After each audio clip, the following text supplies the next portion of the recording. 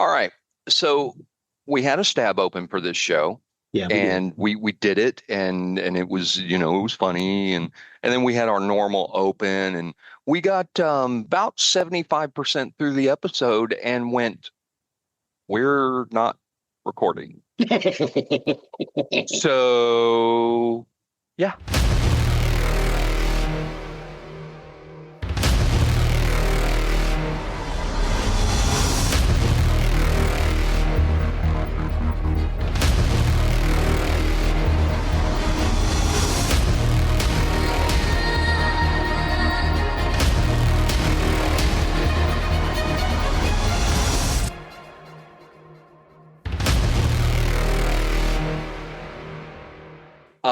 Welcome to episode 263-ish, I think, of Nerdery Murdery.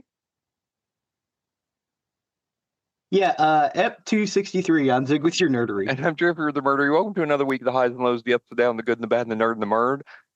We were just cooking along, cooking with gas, having a great old time, talking about things. And I happened to look over at the Zoom, and I'm like, the record light is not on. It doesn't say recording. And I had to pause Zig down. I went, we haven't been recording this whole time. So this is take 2 of episode 263. Which almost never happens to us. I will say that. I don't think it's ever happened that we haven't hit record. I don't think that has ever happened. I seem to remember we had an episode that we lost. We recorded it. We did. There was a lost episode. We recorded it, and then it just disappeared. Yeah. And we ended up having to re-record it later. But no, this has never happened. No. In 5 years, this has never happened to us. Yeah, and and we were talking about the original in the original version that we did this. Today for us, it is yesterday was officially the 5-year anniversary of Nerdery Murdery. The episode for the 5th year came out this morning. Yeah. Which is great, is awesome, because I can't believe 5 years and that's never happened. I've heard other podcasts where it has happened. They've talked about that they lost a whole episode because they didn't record. Well, it happened to us. We had our normal open. I'm not even going to go back and go through it all again. It would feel fake and scripted at that point. There's no point in me going back through all of that. One thing I will point out, the Darkwind Paradox did come out this week for us. If you haven't checked it out yet, please do. Zig's book Fire Sign is out. But the Darkwind Paradox came out this week. Very excited about it. The album Symmetry of Chaos also came out this week. As you read the book, I highly recommend listening to the music. It's free. There's no charge for the music. It's on Spotify. It's on Apple. It's on Amazon Music. Pretty much anywhere you can find music, it's out there, and it's free. Didn't charge for that. With Prime Numbers, I did a soundtrack as a fun little experiment. For the Darkwind Paradox, it was an imperative. It needs background music. Well, it doesn't need it to enjoy the story itself, but the music just called to me on this. I had to have it, and I think it's a great album. Personally, I think it is, and I listen to it a lot. There's really cool, and it goes from start to finish, from track 1 all the way through track 28. Goes through the entire story of the book in music. So give it a shot, give it a listen. Check out both of our books.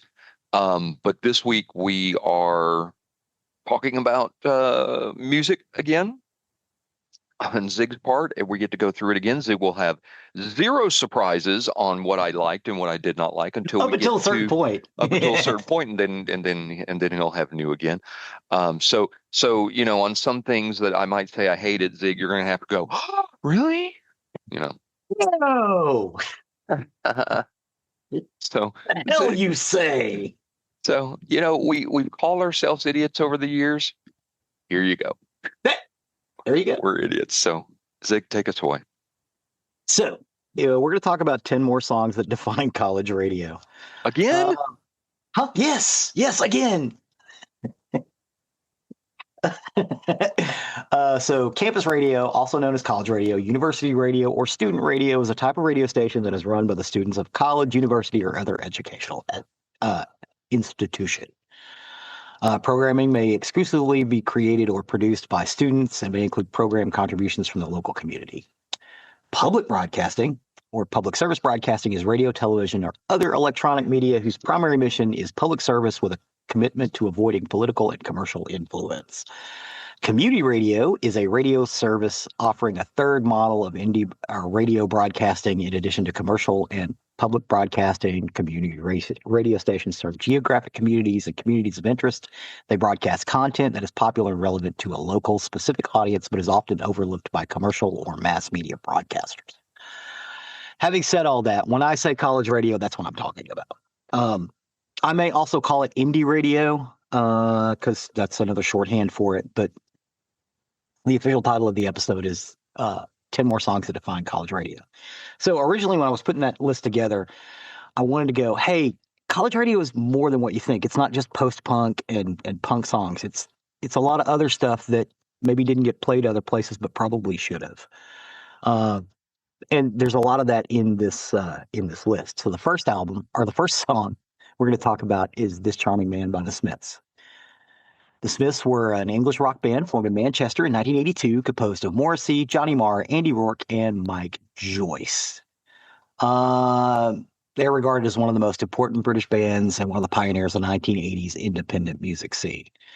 They were signed to the independent label Rough Trade Records in 1983 and released their debut album, The Smiths, in 1984. Subsequent releases were Meat is Murder, The Queen is Dead, and Strange Ways, Here We Come. We have discussed the Smiths at length in episode 8. In America, This Charming Man was on the first album, The Smiths. Was not that way, or at least on the cassette release. It was not that way in England. It was a separate single that was released about 6 months before they released the Smiths album.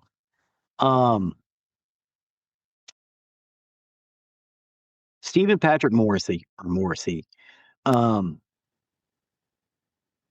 is very literary in his songwriting. However, in his head, this music is supposed to sound like a crooner. Think D. Martin, Frank Sinatra, things like that. But when Johnny Marr gets a hold of it, he puts these weird, jangly guitar sounds on top of it. He draws a lot of stuff from 1960s garage rock and jangle pop, like the Byrds and Question Mark and the Mysterians. And he also draws a lot of stuff from funk and even disco, but for some of the beats. And you also have to take into account there were two other members of that band. You had Mike Joyce and oh my God, Andy Rourke. Couldn't think of his name for a second. So they released, this is like their second single, This Charming Man. This was big on indie radio over here. The Smiths were big on indie radio over here anyway, but this was like the first shot over the bow in indie radio from them. Like, we played the first single that they released later on, but this is the one that everybody picked up. And then, they went out and bought the record or the cassette, which was an import, even though it was made for the American market.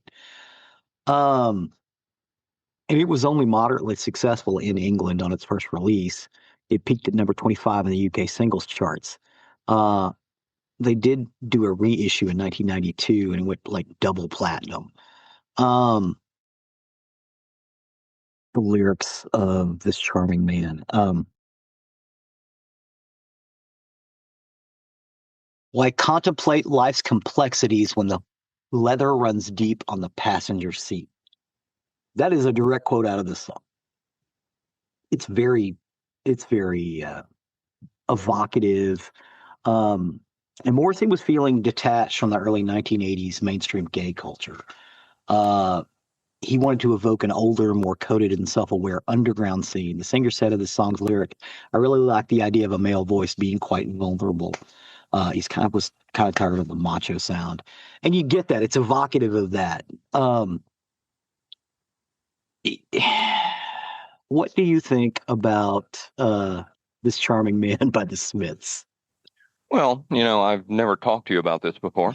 Um, so, uh, okay, step back. I didn't say this disclaimer that I said in the first time we did not record this episode.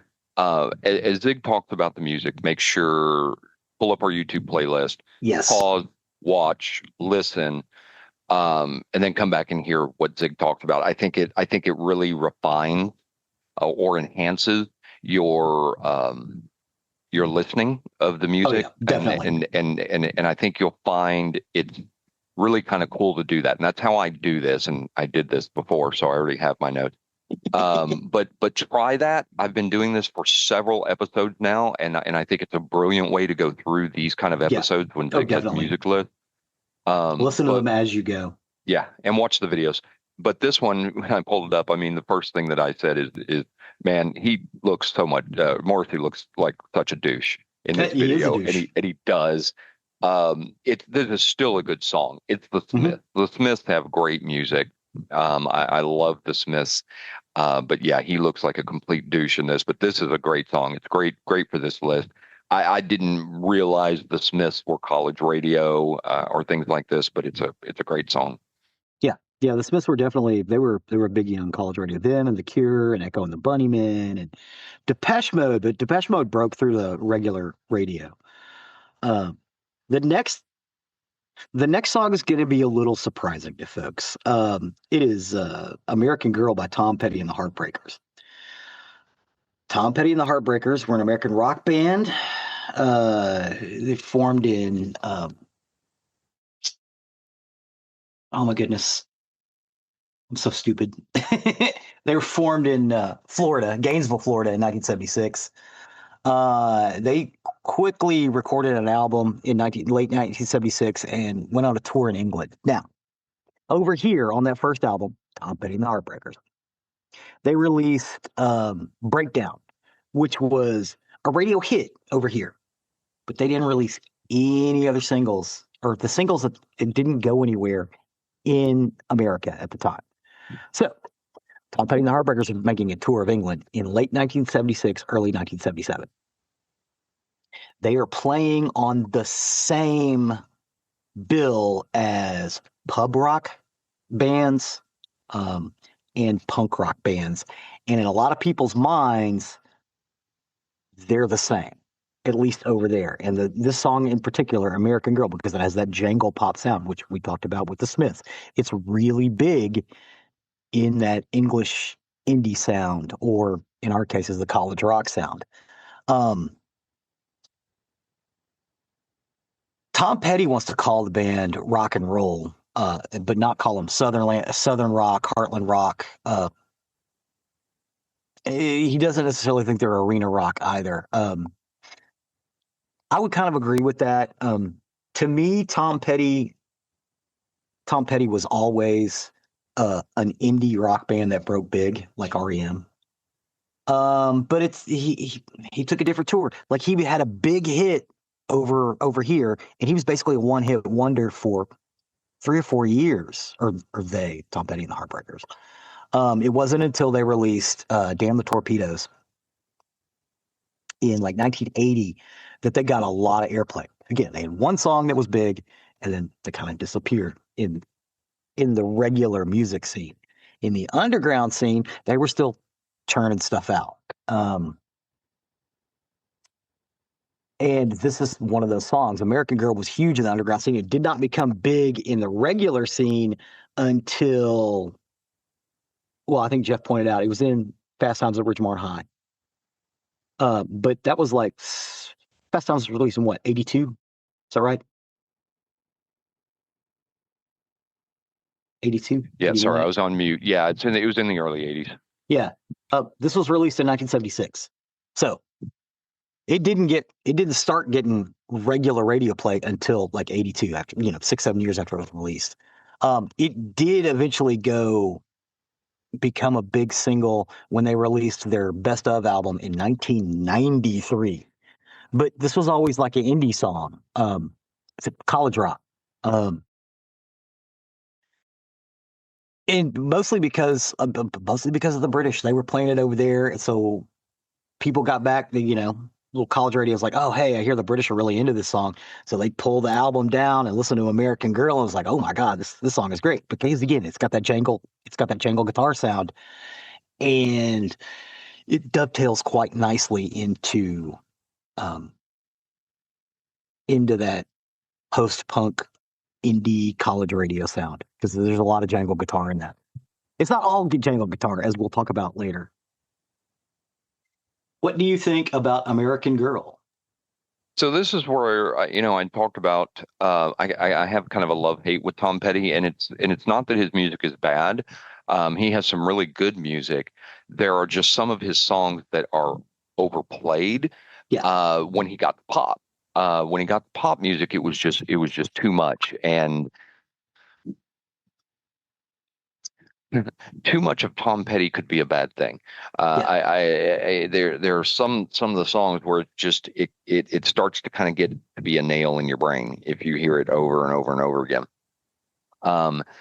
He's kind of a smaller listen artist to me, even though I know Tom Petty is great. He's got a great voice and they do some great music, but listening to it smaller doses, I think, is better. American Girl is one of those, though, that was very much a small dosage one. You did not hear that one over and over and over again. It opens the movie Fast Times at Ridgemont High, and is a really, really good song, well worth a listen.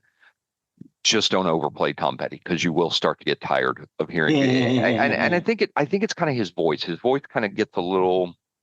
Yeah, he doesn't have a great voice. He's like Dylan. I think Dylan grades on me, but Tom Petty's voice kind of gets that way, kind of grades on me a little bit with too much. But this one is a good song. It's a classic, absolute classic. Love this tune. And again, it's one of those things. It's like, oh, I didn't know they played him on indie radio. Yeah. They just didn't play.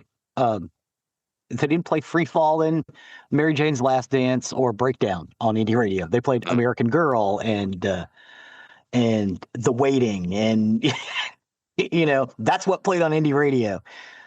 Don't Come Around Here No More was big on indie radio. That was the only one that kind of played in both places. The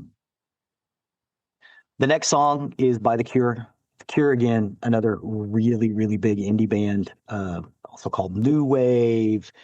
Back in the day, we weren't using the word goth until like the late 80s. The English weren't already using it.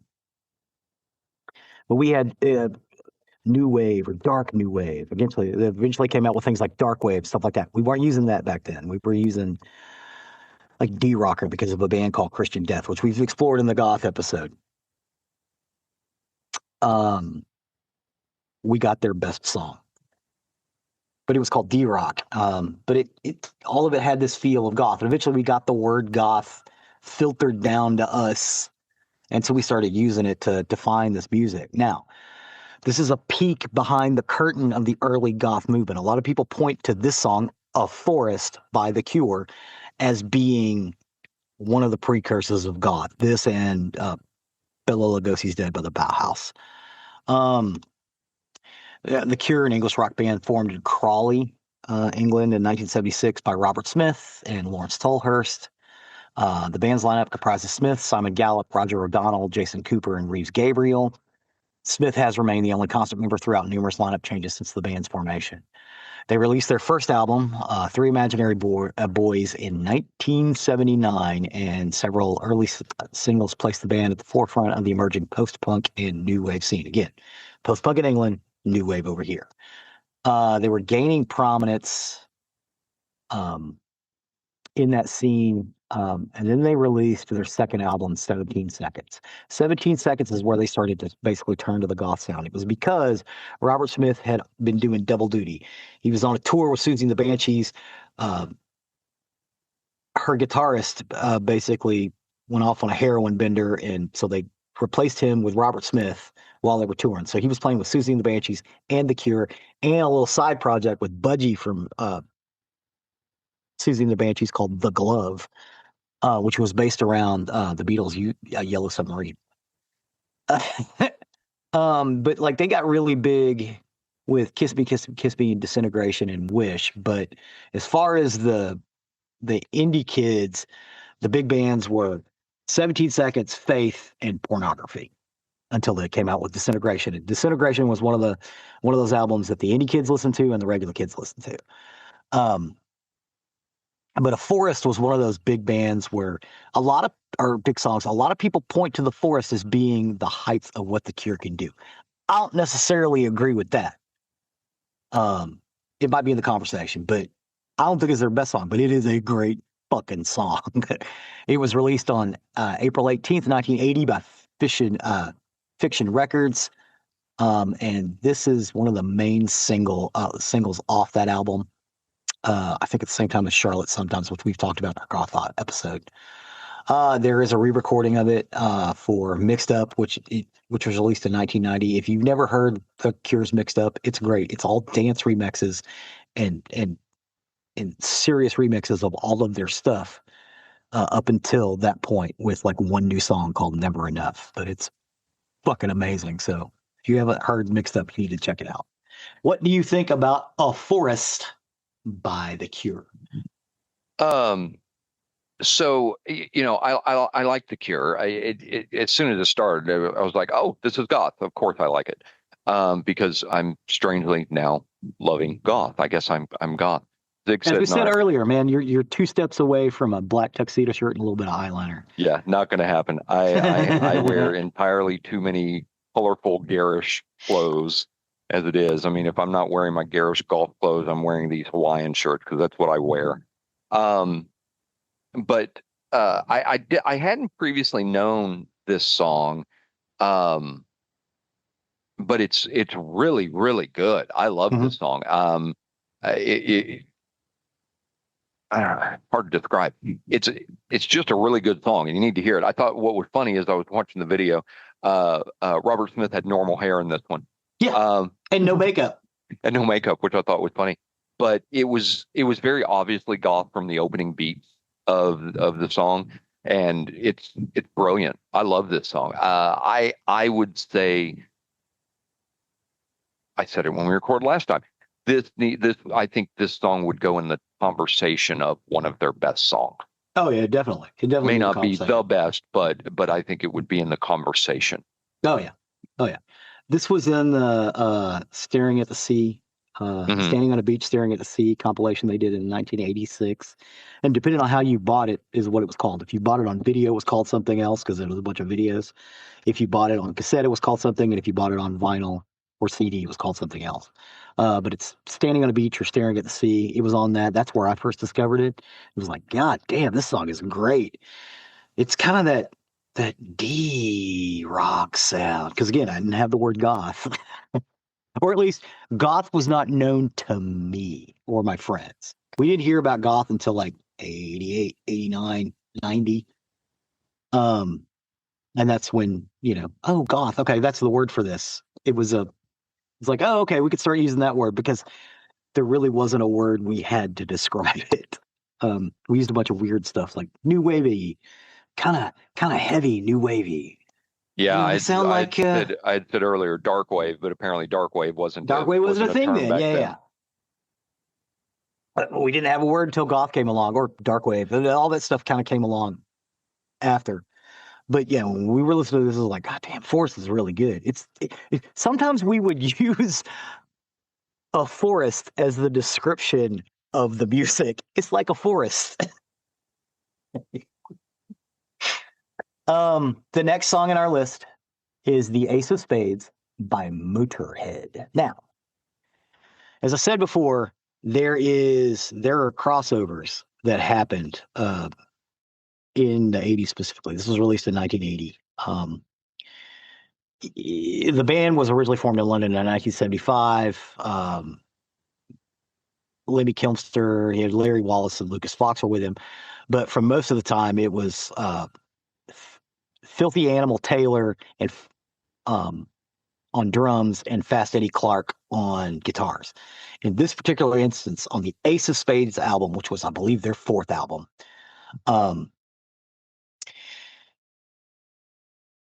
Filthy Animal is a punk drummer. So it's got a punk rock sound. But again, as we discussed earlier, there was a pushing back, a pushing away from the pub rock scene and the punk rock scene of, I don't want to say overproduction, but the production of like prog rock and stuff like that. And I'm not saying that I necessarily agree with that, but I see where they're coming from. I understand why they did what they did, because it's like, you don't want to be you don't want to be Jaco Pastorius. You just want to get to the song, get it in, get it over with, and go on to the next song because we have shit to do. We're young, we're angsty, we want to dance, we want to jump around, but don't want to listen to the same goddamn song for 20 minutes. Yeah, and that's where I disagree. And so I have to throw it in here. I'm going to be pulling stuff from the old episode because it was stuff that was gold and you missed it. Zig mentioned, they were going against Emerson, Lake and Palmer, and I said, hey, if you don't like Emerson, Lake and Palmer, you can go fuck yourself. Well, I didn't say it was me. I know. I love prog rock. I love those 20-minute solos. I think prog rock is great, and I've begged Zig, please let's do a prog rock spotlight where we pull 10 songs from that, because there's some brilliant stuff that come out of there. Genesis, Rush, Boston was prog, Kansas. There's some brilliant stuff because they tell stories. The Darkwind Paradox, Symmetry of Chaos, and Prime Numbers, the soundtrack, are both prog rock because they tell a story. They're uneven time signatures or they're weird time signatures, but that's the whole theme around prog rock. Is overall their albums tell a story. I like that. That's why I love things like Echoes. You want to give me a 25-minute song? Absolutely. I didn't say I necessarily agree with it, but I understand what they were saying. Yeah. For these kids, they had just enough money to buy a guitar, a bass, and an amplifier that they could both plug into. They couldn't do 25-minute sons, but what they could do is they could channel that angst, and that's what this is. Sure. And again, Lemmy Kilmister, heavy metal guy, Filthy Animal, or Phil Taylor, punk rock drummer. They interwove those two things in 1980 with this song perfectly. This is a punk rock beat with a heavy metal guitar sound over it. And nothing in the world sounds like it. People have been trying to hit this sound, and I don't think Motorhead really didn't get to this sound again later on either. And again, Lemmy Kilmister, I don't think is against prog rock because he was in a prog rock band for a long time. But he liked that punk ethos that let's get to it, let's get it done. We got stuff to do. We want to dance, we want to get crazy, and there's another band behind us in 20 minutes. So that's what he does with Ace of Spades. And to me, Ace of Spades always sounded like a punk rock song with heavy metal guitars.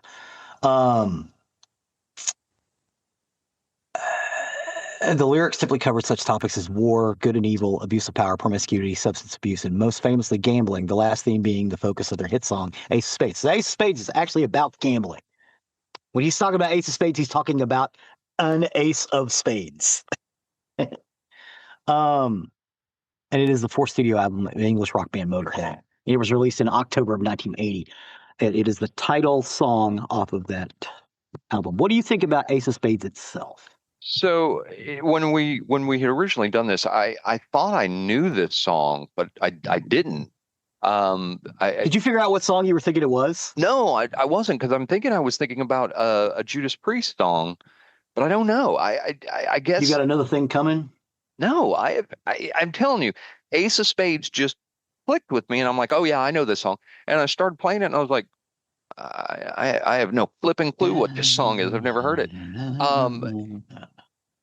To me, I'm not a particular fan of this song. I appreciate the value of it. I'm not a particular fan of this one. This is a very stressful song. There was a comment in the YouTube comments when I was watching this that said that this song feels like fighting your way out of a biker bar. And absolutely, that's absolutely what this song makes me think of. It's very stressful. It's very high toned. It's not for me, but I see the value of it. Yeah, it's angsty. Yeah. If you like angsty music, you should listen to this. Very which is why angsty. which is why the metal kids and the punk kids both liked it. When I said sometimes punk kids and metal kids could agree on stuff, this is one of the things they agreed on. This was the great summit. Mm-hmm. And again, it was released early on in both those movements. The new wave of heavy metal and the post-punk era. So 1980. The next song is Whole Wide World by Reckless Eric. So again, we talked about punk rock a little bit. Just before punk rock, there was a movement called pub rock, as P-U-B. Pub rock was done in the pubs of England, where basically these kids would show up with their guitars, their regular street clothes, and they would put on shows that were loud. One of which being the Hope and Anchor in Islington in London, which is still playing pub rock bands to this day. They got a little stage, and they were small and it was intimate, but it was also really loud and a lot of fun and raucous. But unlike punk, they also they didn't just want to talk about angst or politics or a distrust of the world around them. They also talked about love and loss and things like that. So a lot of your pub rock guys, you get, of course, the aforementioned Reckless Eric, which we're talking about now. You also get like Nick Lowe and Joe Jackson, Elvis Costello, Joe Strummer of the Clash was originally a pub rock guy from the 101ers. Which were huge at the time in the movement.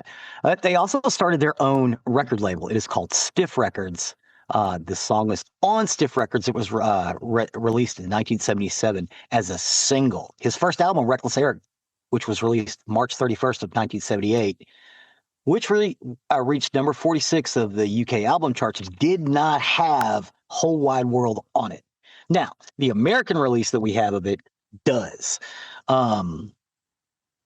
When they re-released it on CD in 1994, they did put Whole Wide World on it, so it was a bit easier to listen to. But Stiff Records was one of those little record companies, and they ended up producing pub rock bands, and they also produced punk rock bands. Ian Drury and the Blockheads is another big one on Stiff Records. Hit Me With Your Rhythm Stick. In a 1995 interview with Peter Doggett, former Stiff Records label mate Elvis Costello mentioned that due to the unusual vocal styles, Stiff had originally envisioned a split LP between himself, Elvis Costello, and Reckless Eric, with each artist taking one side of the record. Whole Wide World was by singer-songwriter Reckless Eric, who wrote the song in May of 1974 and recorded it in 1977, and it was released as a single and then later on that album, but over here. It is more well known by an Australian band called Mental as Anything and by the American alternative rock band Cage the Elephant, who re-recorded it. But this song played pretty heavily on independent and college radio. This was a big one. A lot of that pub rock stuff also played on college radio, whereas they wouldn't necessarily play some of the harder core punk stuff or indie radio. They would play a lot of the pub rock stuff because it was a little less angsty, but still fairly angsty. What do you think about Whole Wide World by Reckless Eric? This one was a big note to me. I wanted to dump out after 5 seconds on this one. I mean, literally, I was reconsidering my life's choices and determining what went wrong in my life that I had to listen to this song. This was a giant note.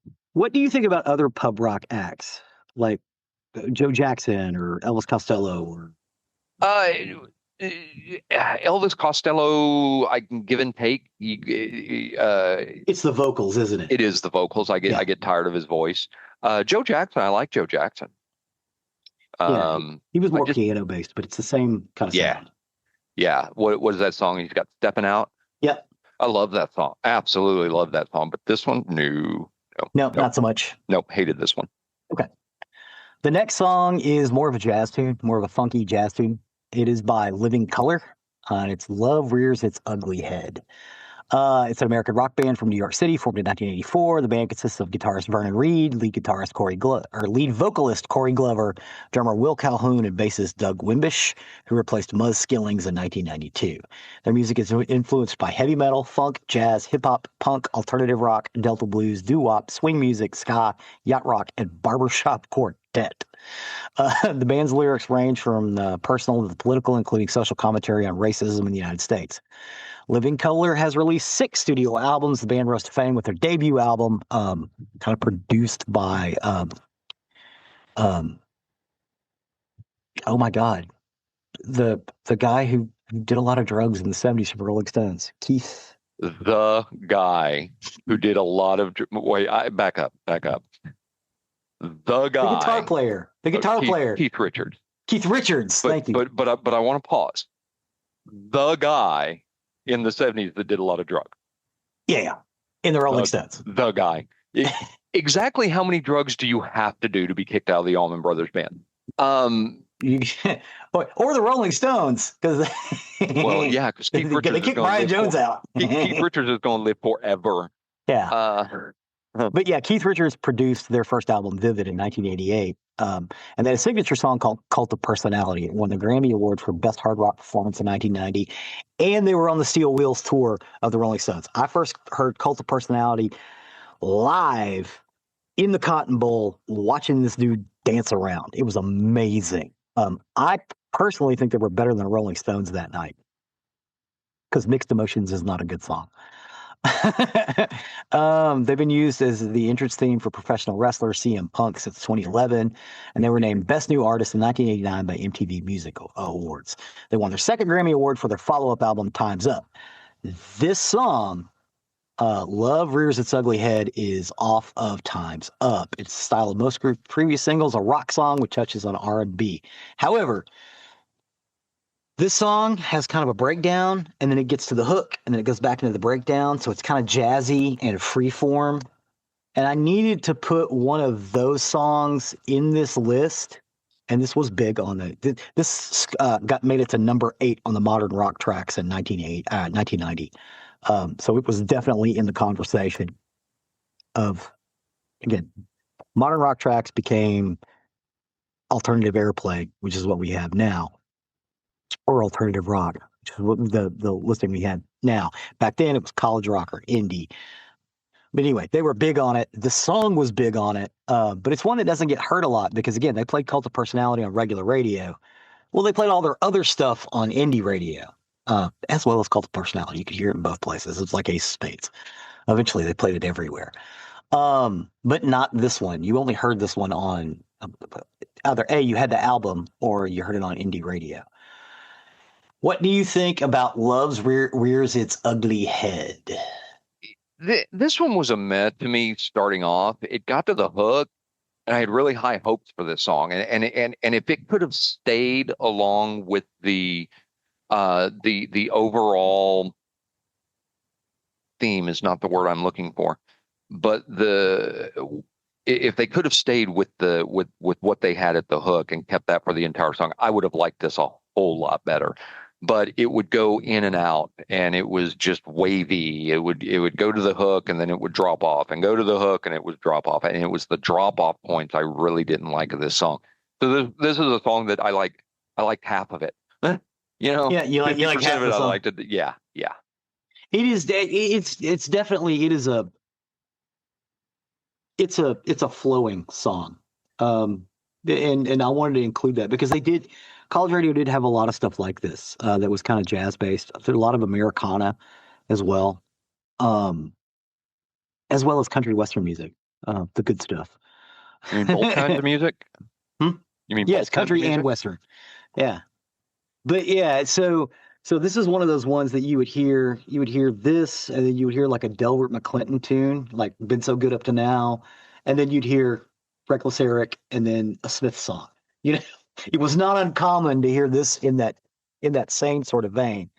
Because again, they really weren't using playlists. It was like, oh, hey, this is new and big. We should check it out.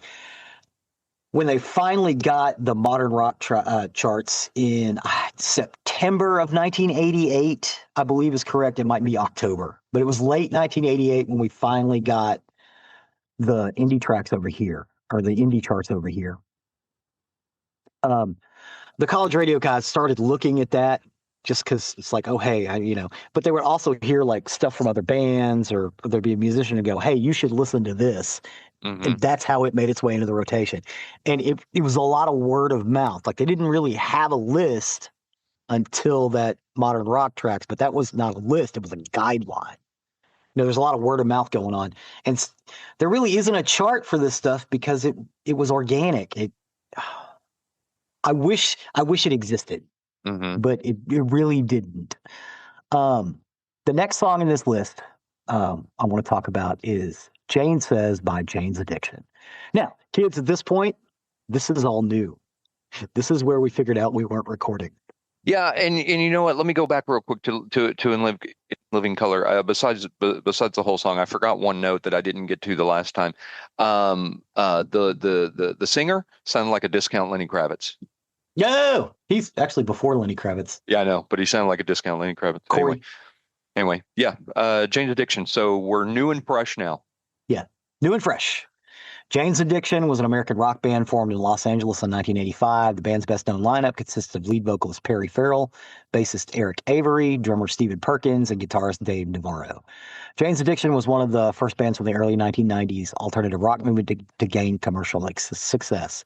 Founded by Farrell and Avery following the disintegration of Farrell's previous band, Psycom, Jane's Addiction first release was their self-titled live album in 1987, which caught the attention of Warner Brothers Recordings.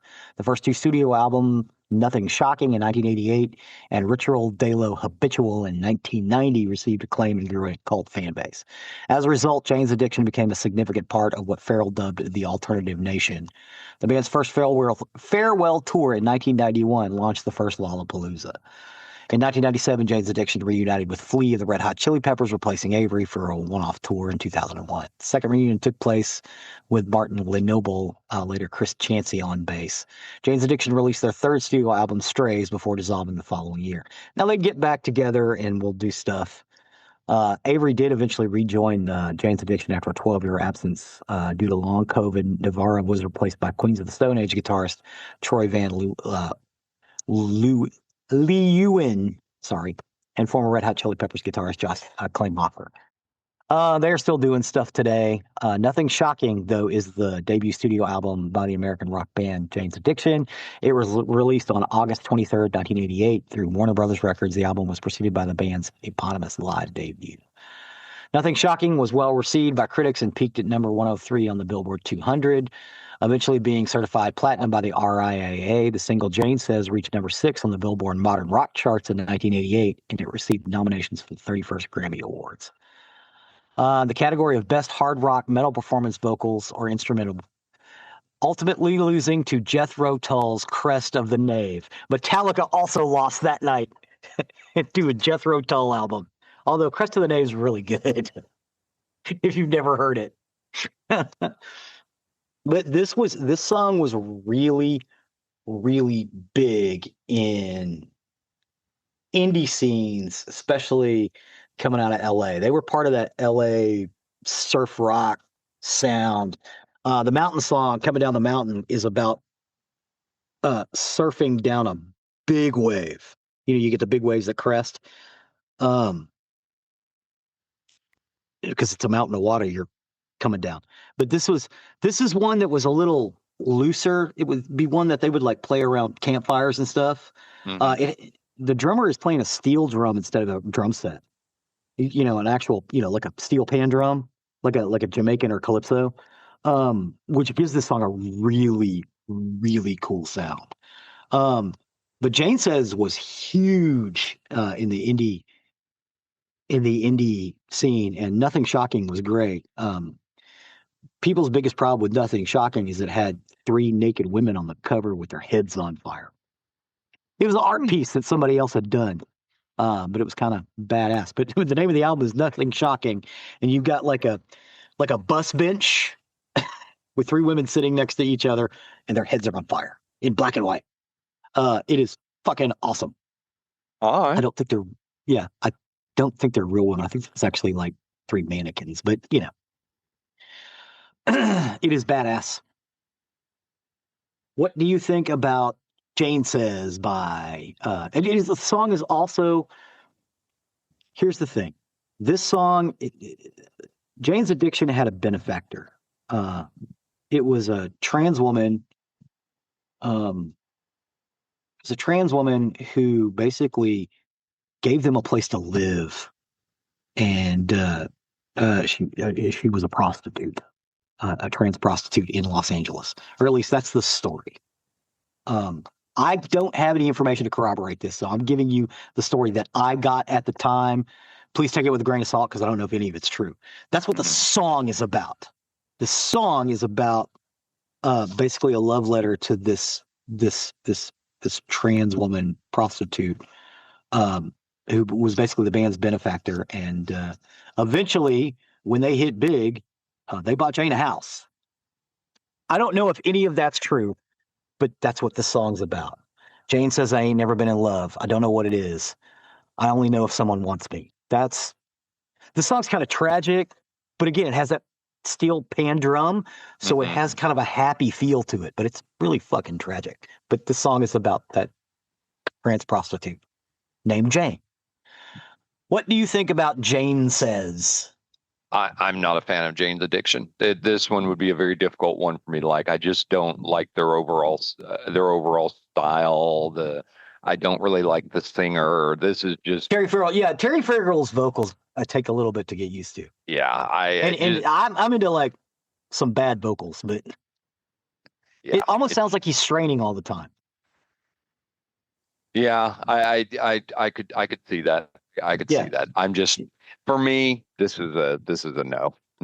This is as far as Jane's Addiction goes. There's a couple of, like, I like the Mountain Song, I like this one, and I like Ben Costello, but that's about it. I thought Porter for Pyros was better. Pets is a great fucking song. But yeah, Jane Says is one of those ones, but it's not one that I would put in a big rotation. If I were just doing an indie college radio list, this has to shelve in there because it was a huge advance for that LA sound, which wasn't getting as much play. Eventually you get like Social Distortion coming out of there and Concrete Blonde. They're all in that mix, but they still have that kind of that punkabilly sound to them, but it's removed. It's like more close to the surf rock sound. The next song is Teenage Riot by Sonic Youth.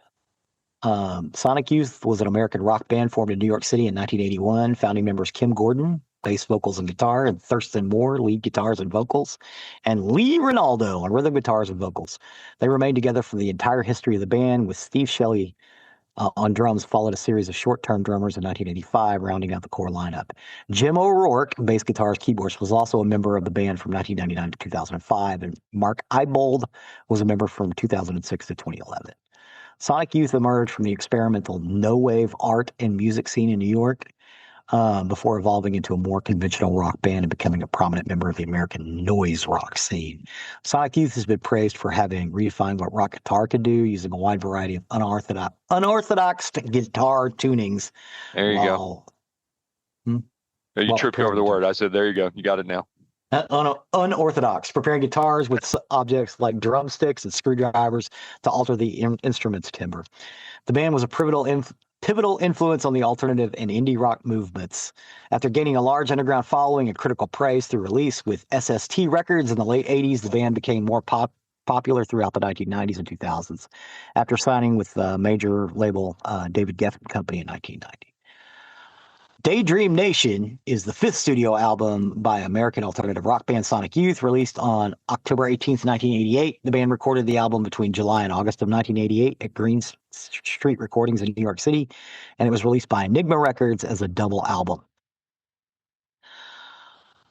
Teenage Riot. So the idea of Teenage Riot is The song is about an alternate reality where Jay Mascis is president of the United States. And in the liner note, accompanying the deluxe edition of Daydream Nation, Byron Colley quoted Thurston Moore on Teenage Riot. It was actually about appointing Jay Macias as our de facto alternative dream president. Jay Mascis of Dinosaur Jr. fame. From AM, he wouldn't take that job. If you thrust it on him, he wouldn't do it. He's too busy.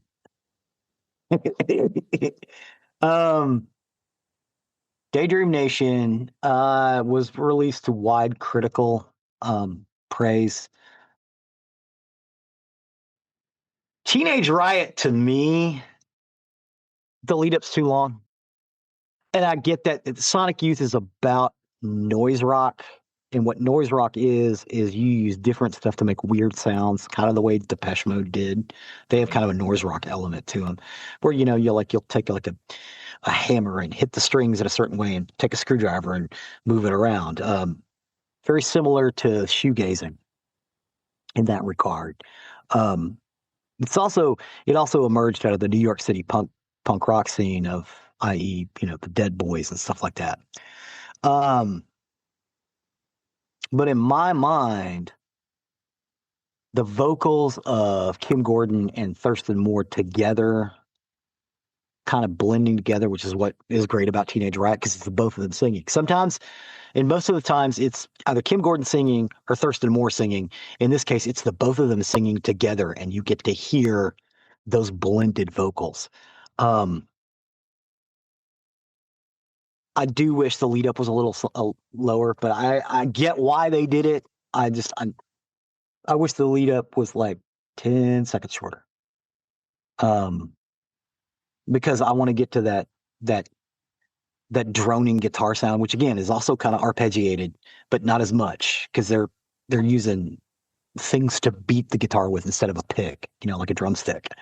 But it gives it this just really cool sound. Plus, Kim Gordon is all over the place on the bass on this one. And but to me, this is that Sonic Youth sound that kind of captured that indie radio spirit. And I know their noise rock stuff that they did a little bit earlier is more indicative of that particular genre of music. But I kind of like Teenage Riot better. And I had to include it on one of these indie radio lists because of how much that moved everybody towards some more of this noise rock stuff, because you didn't really get a lot of it. What do you think about Teenage Riot?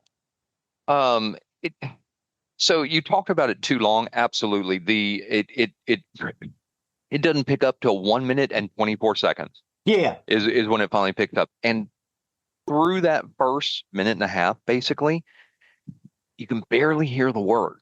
Yeah. It's very low, and it's distracting, because I'm like, what are they saying? What? It's not actually part of the song. It's like them just talking about something. Okay. I couldn't tell it, and it was just, that was too much for me. And then it opened up, and at first I was like, oh really? I kind of like this. And then they went way punk. And I was like, nope, out. Teenage Riot. It's almost like they mashed together 3 and 4 different styles for this song and couldn't decide what it was.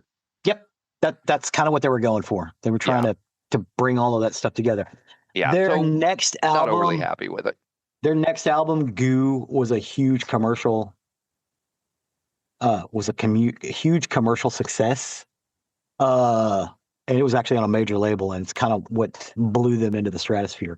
To me, Teenage Riot is more indicative of what they did, because it was a little bit of everything, which I like. And this is why I liked indie radio back in the 80s and the 90s, because it had a little bit of everything in it. I didn't want to listen to the same fucking thing all the time. The next song in our list is Hard to Laugh by The Pursuit of Happiness. The Pursuit of Happiness, or TPOH, are a Canadian rock and power pop band best known for their song I'm an Adult Now. They were led by Edmonton, Alberta frontman Mo Berg. The Pursuit of Happiness were launched in 1985 when he and drummer Dave Gilby moved to Ontario. They soon met bassist Johnny Sinclair and formed their band, adding sisters Tamara and Natasha Amable as the backing vocalists. Their debut single, I'm an Adult Now, quickly became a smash hit across Canada in 1986, sparked by a low-budget video made by Berg's directorial friend Nelu Giron, which made it onto the Canadian music video channel much more. The band signed with manager Jeff Rogers in 1986, and the band did not immediately sign to a record label, but instead released another independent single, Killed by Love, in 1988. Love Junk is the debut album by Canadian power pop band The Pursuit of Happiness, released in 1988. So a full 2 years after I'm an Adult Now released. The album's biggest hit was I'm an Adult Now, although Hard to Laugh and She's So Young were also notable singles in Canada. It is the most successful album by the band, being certified platinum in Canada and selling several copies in the United States. So they're mostly a Canadian band. I'm an Adult Now was actually kind of huge in indie circles. I'm going to borrow the Podback machine for a second. I'm on the bus in 1987 in 8th grade, riding home. And my friend, I don't want to call him by his last name because I haven't talked to him in years. We'll call him Bill. My friend Bill has TPOH written on his jeans. On the knee of his jeans. And I look down and I'm like, TPOH, what's that? And he's got his headphones in. It's like, TPOH, what's that? And he just takes his headphones off and sticks them on my ears. And they're playing this song. Mm-hmm. And I was like, my God, this is awesome. So I give him the headphones back. And he's like, there was a promo about a bunch of tough high school movies that a local channel was doing, like a movie marathon of teenage angst high school movies. It was Channel 21. And they used I'm an Adult Now as the promo for that week of movies. So it was really big in the DFW area for 1 week. But I'm an Adult Now, not this one. Loved Hard to Laugh. But so, and then like a couple of weeks later, I heard I'm an Adult Now, and I was like, what? And my friend Bill's like, yeah, they're Canadian. They released like, they haven't even released, because it was 87. They hadn't even released an album yet. They released a couple of singles. And eventually that album came out and I got it. But it was a couple of years. To me, they were one of those bands that they were much bigger in Canada than they were here. They were like, oh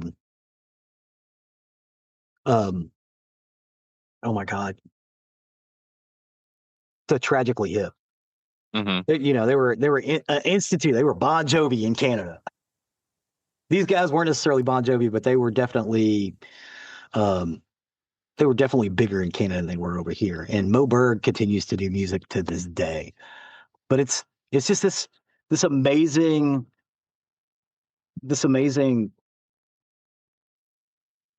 I want to say they predate kind of the grunge movement. Of course, the grunge movement, what we call the grunge movement, was already going on in Seattle. It's just it was still really fucking underground when this came out. But it feels a lot like that sound. Especially the earlier sound. There's a lot of metal in it, but there's also a lot of post-punk, and then there's a lot of heavy guitars and Mersey backbeats, stuff like that. What do you think about Hard to Laugh? What I thought was really funny when I pulled it up, the video is that Mick Jagger's love child? No, that's Mo Berg. He is a Canadian, but yeah, he has the rubber face, like, yeah, very much so. It's a good song.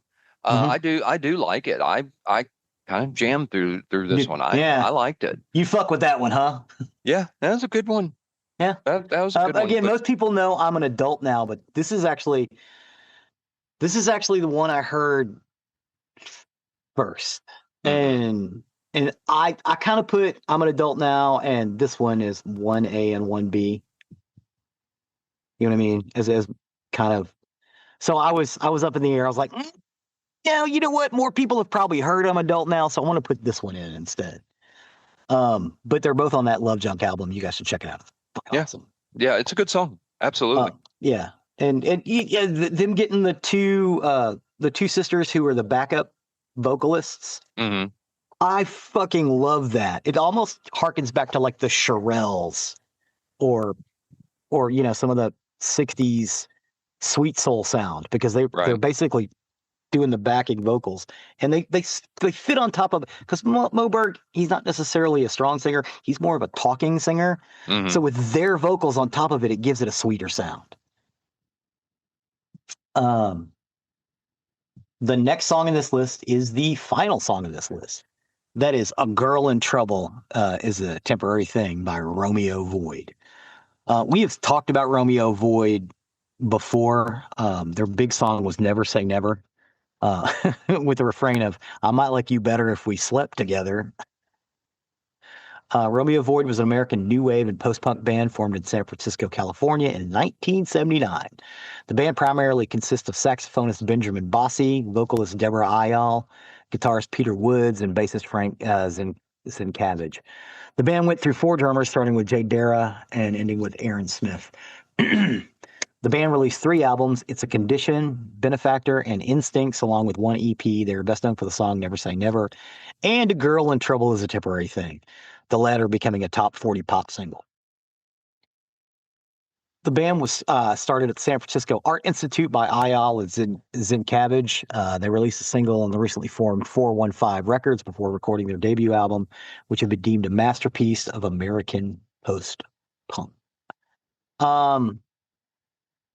Instincts is the third and final studio album by the American band Romeo Void. It was released in 1984 on Columbia Records. The single A Girl in Trouble is a Temporary Thing reached number 35 on the Billboard Hot 100 singles charts. The album was produced by David Kahn. So this song actually played on regular radio, but quickly dropped off. Like, it was big for one summer in 1984, and then it went away. But this one and Never Say Never continued to chart play on the indie scene for decades. The music video was made for the song, and it did get some light MTV airplay, which I think I included the actual video for this one. Yes, I did. Yeah, the video's in here. Yeah. What do you think about A Girl in Trouble is a temporary thing? Well, first of all, I love any song that starts off with a saxophone. I'm sorry. Oh, that saxophone player is fucking awesome, by the way. Yeah, you'll get me hooked on that one. The singer for this group, she's very haunting in her voice, which I think is really cool. But this is a great song. This is better than Never Say Never. 100%. This is better than Never Say Never. This song is amazing. We could have, you know what? You could have put this episode and said, you know what? I'm gonna cover this episode today, and that's it, and I'd have been happy. You'd have been happy if it had just been this. Well, I'm just saying it's that good. Oh, you can't see it. Damn it. No, I am not. I cannot say enough how good that song is. I got to this song well before the end. I've already listened through it twice. Yay! Immediate. Picked up my phone. Here we go. Went into my playlist. A Girl in Trouble. Great song. Loved it. It's a fun song. And kind of Americana, but also kind of arty, funky kind of music. So that is it for 10 more songs that define college radio. What I wanted to do with this one is show the breadth of what that entails, what that indie radio, that non-commercial radio could be. Commercial radio could be this way too, if they just decided to do it. But this is what non-commercial radio should look like. You should have a little bit of funk. You should have a little bit of punk. You should have some metal. You should have whatever the hell Romeo Void is. You know, some goth.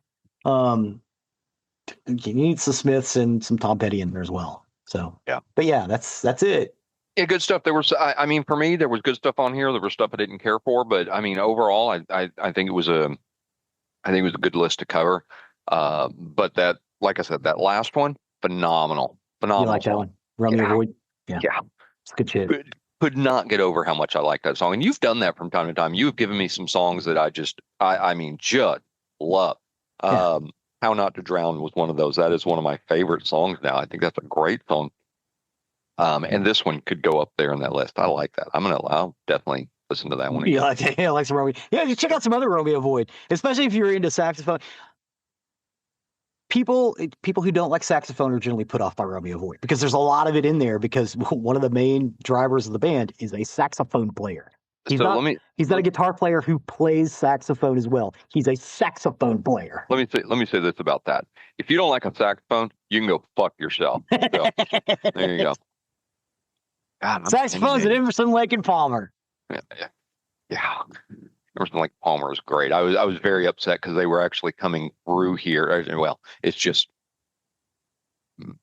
Emerson. I think it is. That is the only one left alive. He's actually on tour. And he does in basically in the evening with Emerson, Lake and Palmer where they play the songs. He's doing concerts, and it was coming through here. It was coming through McAllen, and they got canceled for whatever reason. It's not even going to come anywhere near me, so I can't see it. That makes me sad. I would like to see that. Just like I would like to see similar with Pink Floyd. I mean, even though that Rick Wright's gone, I still would love to see because I never got a chance. I never got a chance to see Pink Floyd in person. But anyway. All right. With that, we will step over to the murdery side of the house. Murder. For today, got my information off the Bangor Daily News, Portland Press Herald, Kennebec Journal, Murder She Told podcast, Associated Press, and Wikipedia. So we're going to take you to July 1977. 1977. And it was here that there was a young mother in Maine. She vanished. She left behind her children, her purse, and more importantly, her glasses. And that's the detail that bothers everyone who knew her because she could barely see without them. Her husband says that she left. Friends don't really believe it. Families don't believe it. And then years would pass. There was no body ever found. No crime scene was ever discovered. No one could ever prove what happened. And then another woman would disappear, and then another. And suddenly investigators began asking questions no one had considered before. What if the missing husband isn't connected to the one that disappeared? What if he's connected to several? Because he actually did go away at one point. So this is the story of James Hicks. James Hicks.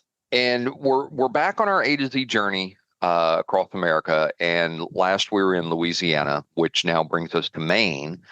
And when people think of Maine, they think of, it's rugged coastlines, it's fishing villages, lobster boats, it's endless forest that just stretches across across state. And Maine is a place that most people think feels very peaceful, very quiet, kind of safe. But just like every state that we visited on this journey, Maine's got its own dark stories. And this one began with the disappearance. As I had said, a wife vanishes and years pass and no body is ever found. And no one can prove a crime occurred. And then you have the next one and the next one. And they initially all look like separate tragedies. And it eventually revealed a pattern that connected the multiple missing women to one man. And this was somebody who spent years avoiding suspicion. And he managed to keep his secrets for decades. And ultimately, it would end up being one of Maine's most notorious serial murder investigations. So James Rodney Hicks was born in 1943. He spent much of his life in Maine. And by outward appearances, he seemed ordinary enough. We hear this all the time in these stories. Oh, they seem like such an ordinary person. Then you've got some that people go, yeah, I could have called that a long time ago. But James Hicks was not one of those. He worked various jobs. He married. He raised children, and it's just the kind of life that just doesn't raise attention.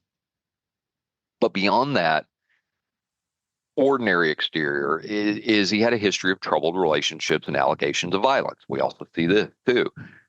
The first woman that would eventually be linked to him was his wife, Jenny Hicks. Friends and family described her as a devoted mother to her children. She was closely connected with people around her. And that's why what happened in July of 77 really struck people as very unusual, because according to James Hicks, his wife just left. She walked away from her life and started a whole new life. Friends and family didn't want to believe this. There were things that were left behind that didn't make sense. And I talked about it earlier, she left behind her glasses. And that's the key detail that most people thought that this just became impossible to ignore. As someone who wore glasses for years, and I mean, I had Coke bottle glasses for years, and Yeah, you I had did. Coke bottle glasses, and I got contacts, and then I went back to my glasses. I mean, they were thick motherfuckers. And then I got LASIK.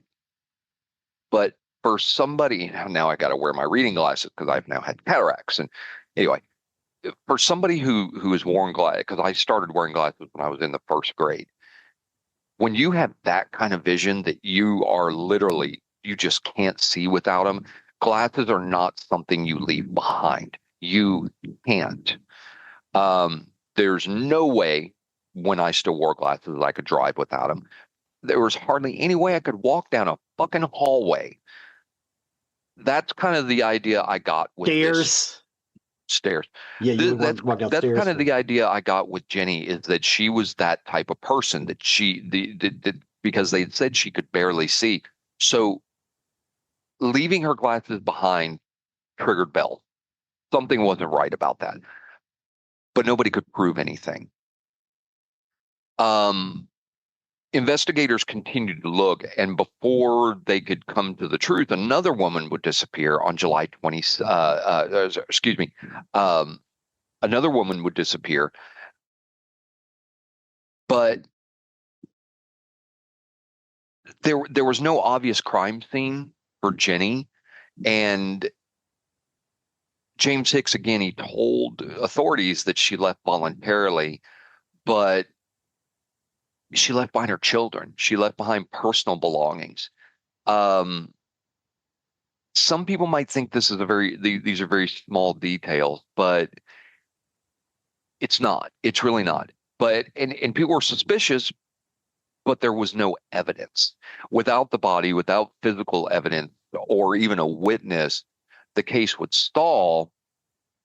And really, it seemed like Jenny would become just another cold case. And then the other disappearance happened. And it was another woman who entered James Hicks' life. And eventually she disappeared too. And this would be 5 years after Jenny vanished. And this was Geraldine Tibbetts Towers. And in September of 1982, she was last seen alive leaving a bar with Hicks. But unlike Jenny's disappearance, investigators now had a very clear connection. People had actually seen the two together before she disappeared. And Geraldine was very well known. She had a life and she had future plans, and there were people that were expecting to hear from her, and then she was just gone. Again, there was no body and no crime scene and no explanation, but the similarities were kind of piling up. This is another woman connected to James Hicks, another sudden disappearance, no convincing explanation, and no trace of the victim. But without enough evidence to move forward, James Hicks remained free. And what investigators just couldn't see at this time, there was definitely a pattern. And this pattern would continue for many years, because one missing woman can be explained away, even though no matter how suspicious you get, because we've talked about disappearances in the past. There are people who have literally just disappeared off the planet. We don't know how, but it happens. Two missing women, same guy, that becomes a little harder to ignore, but you can't prove anything. You can't prove anything without a body. That's where things become very, very difficult. So throughout the 80s and in the 90s, all they had was suspicion that kind of just lingered around James Hicks. But family members continued asking questions, and investigators did kind of keep reviewing the information, but there was never enough to break it open. Then in 1996, another woman disappeared, and her name was Lynn Willette. And just like the other two, she had a relationship with Hicks. She just vanished. they still didn't have enough evidence. These are three women, but he made them so completely disappear. They had nothing to get them on. The breakthrough in the case wouldn't come in Maine because Hicks decided he needed to leave Maine, and he went to Texas. And it was here where he was facing a very lengthy prison sentence because he had attacked an elderly woman, and it was after that he suddenly became willing to talk, because investigators realized they now had something to bargain with. We were late enough in time that we've got information that's transferring different places, and so his name kind of popped up again. And after his relocation, he's now facing very serious prison time. The Maine investigators saw an opportunity. They can make a bargain with him to avoid him having to spend time in Texas and maybe do something in Maine. So they did begin the negotiation. And they hoped that what would happen is he would finally reveal what happened to these women. And Hicks eventually agreed to talk. And when he did, all these decades of unanswered questions really began to unravel, because not only did he admit responsibility for the murders, he agreed to lead investigators to the locations where the bodies had been buried, where the remains had been buried. He buried them? Excuse me, hidden. I said buried, hidden. Because okay, I don't want to sound like a psycho, but they got a lot of crabs and lobsters in Maine. Well, but they also have interior.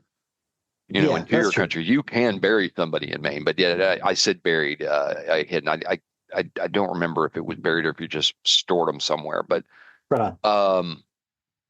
So he led them to the remains, and investigators now had the opportunity to recover the evidence, provide families with the truth, and give them what they had suspected for many years: that Jenny Hicks had not voluntarily abandoned her family, that Geraldine Tibbetts Powers had not simply disappeared, that these women had been murdered. This is where, a decade-long mystery will finally had an ending. But this also cost the family, because they're now getting the truth that they suspected all along, and that's got to be hard when there's still hopes that maybe they'll just turn back up. Yeah. That's got to be hard. Well, now they have definitive evidence. So eventually, as I said, James Hicks admitted to his roles, led the investigators, but really, it's stumbling over my words. One of the most heartbreaking aspects of a case like this is the amount of time involved, because Jenny's family had hoped since 1977, Geraldine since 1992, and we're now in the late 1990s, almost into the 2000s, and now families are finally getting their answers. That's gotta suck. Yeah. Because all they had for years were questions. They, even if they had to declare him dead, they couldn't properly do a funeral or anything like that. And it creates a very big uncertainty and pain, because every time the phone rings, you're going to pick it up thinking maybe it's them. Yeah. Every rumor you hear thinks it's going to be a lead, and every year that passes, people still have hope and they have dread at the same time. And this is what families carry. They carry this burden. And these families carried this burden for decades. Ultimately, James Hicks would be convicted to the murders connected to the disappearances, and that brought the legal end of the case, but just couldn't repair the damage left behind. For investigators, we have a payoff of a case that gets closed, because you now no longer have simply a missing person. They're identified and they're remembered, and they finally get to be acknowledged that they were victims. James Hicks would remain in prison the rest of his life. In 2012, he died while incarcerated. He was 69 years old.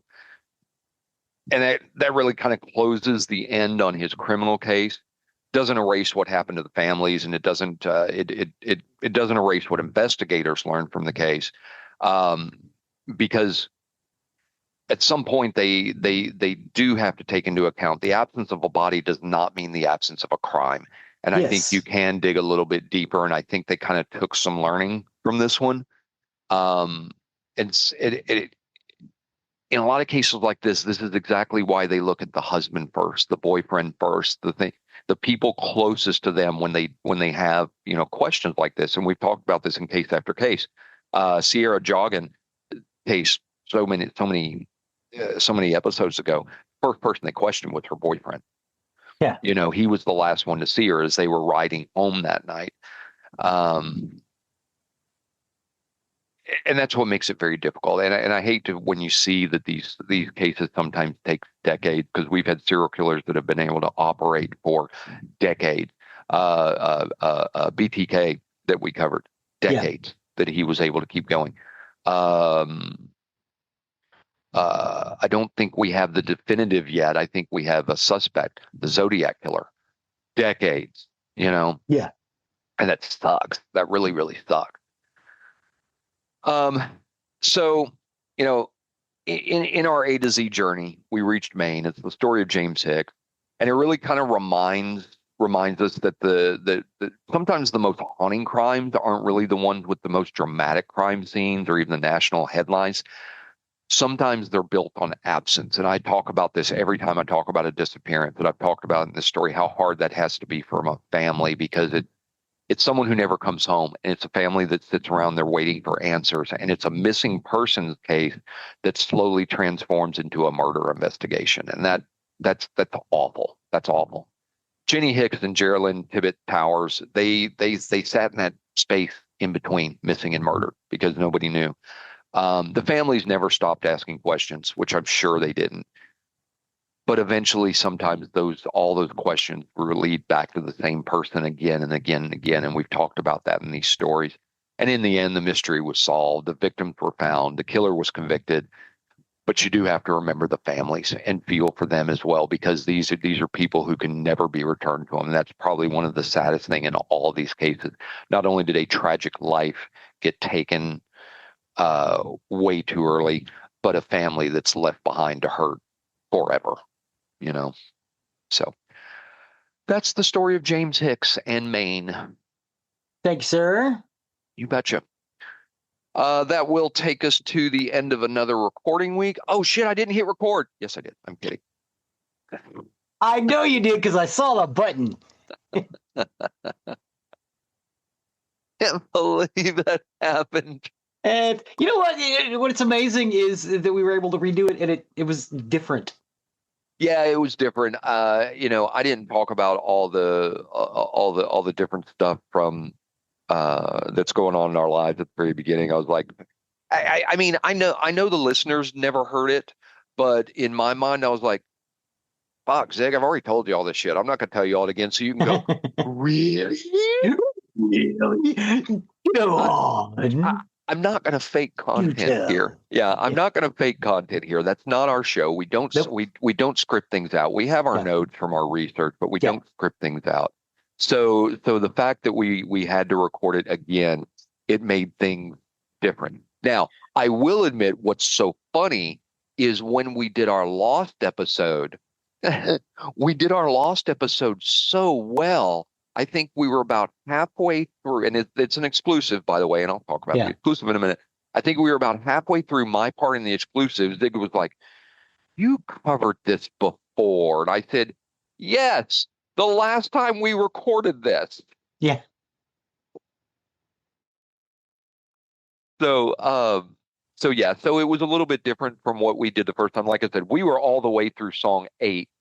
On his list when I realized we weren't recording, so we had to start all over again. But you listeners, you get it fresh, you get it new every time. We do not have a line by line script we go through. Yeah. I have to have a lot of details down for the murdery side of the house that I do. Zig's got to have a lot because he goes into some deep stuff with this stuff. Yeah. I always want to make sure that we have dates and times, and because I want people to be able to put this in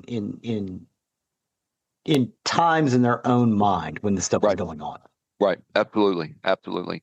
So those of you who wanted our, 15 to 20 minute update on our personal lives, sorry, you don't get it. I'm not going to do it again. Nope. Here's what happened in our lives this week. And that takes us to the end of another recording week. if you've been with us long enough, you know that our website, nerderymurdery.com, that's our hub where we have everything. You'll see more about the show. You'll also find the links to our books as well as our YouTube page, which is so often update. Yeah, definitely. As Jeffrey said earlier, watch this or listen to this episode on the YouTube page. Go to our playlist. Listen to the episode at the bottom. When it gets to the point where we start talking about the music, pause it, go up to the top, grab the song we're talking about, listen to that, and then come back down to the bottom and unpause it. That is the easiest way to listen to this. It's kind of hard in the car, but I think it's the best way to listen to it, though. Yeah. I talked about it. I did it by pure accident, and I do it every time now. I do it at the, I used to listen to them well in advance, and I'd have my notes, but this to me is so much better, and it's not just for the benefit of the show. I think it's a great way to do it. You listen to it, and then hear us talk about it. Mm-hmm. So, thank you for that. You can also find the link to our merchandise page if you wish to show off your Nerdery Murdery fandom, as we do have some fans that do. Please do consider purchasing something from there. That helps us. It gives us out some advertisement. You have no idea how that helps us. It really helps, people find us that may not know about us. So check that out. You'll also find the link to our Patreon account, where if you wish to become a patron, that does help with the costs that are associated with the show. You get episodes that you can't get anywhere else on our Patreon. We have 30 out there currently, 30 I believe. Right now. Yeah. 30 exclusives. So if you don't have enough Nerdery Murdery in your life, there's 30 episodes waiting for you That's now right. that you can go out and get. We only took a mashup of 2 episodes once and put it live on the air for everybody else, just to show everybody what we talk about on the exclusives. But go check that out. That's where our lost episode is on the exclusives as well. Please and thank you. Please and thank you. One thing you can do that is completely free, and I cannot stress this enough: leaving a review takes only a minute or so of your time. It costs you absolutely nothing at all, and does wonders for our podcast, for the algorithms and people finding us. So if you enjoy our show each and every week, help others find us as well. Just take a minute, do a 5-star review. Tell us the things you like, tell us things you don't like. If you don't want to do the 5-star review and you think it's worth 4, put a 4. If you think it's a 1, hey, put a 1. We accept. We need both. the reviews. We don't care what they are. Yeah, we accept both kinds of music, country and Western. So, whatever you want, but just please leave a review. It really, really, really helps us. Last but certainly not least, as we always say at the end of our show to our good friend Chuck, you can go sleep now. Good night, Chuck. Good night, Chuck. With that, I have been Zig with your Nerdery. And I'm Jeffrey with your Murdery. Cue the music.